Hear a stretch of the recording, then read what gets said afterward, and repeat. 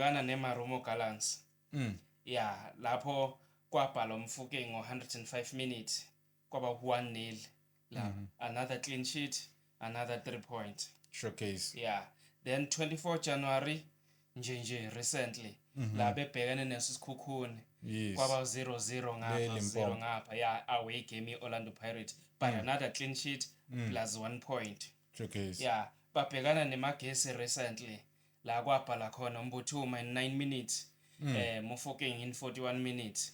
Babhala 2-0, babhala clean sheet, babhala 3 points. Up until man of the match. Man of the match. Yes. Yeah. Namhlanje it's 2-0 against AmaZulu.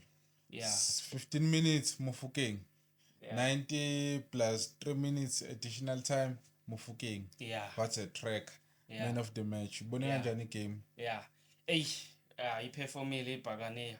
Iperformile iBhakaniya first half. Abadlali beBhakaniya bonke bavele bayahamba bayokwakha umuzi lapha ya. Yafine uSuthu. AmaZulu. Yabona. Ama defender CM bawakha ngaphandle kwe18 area.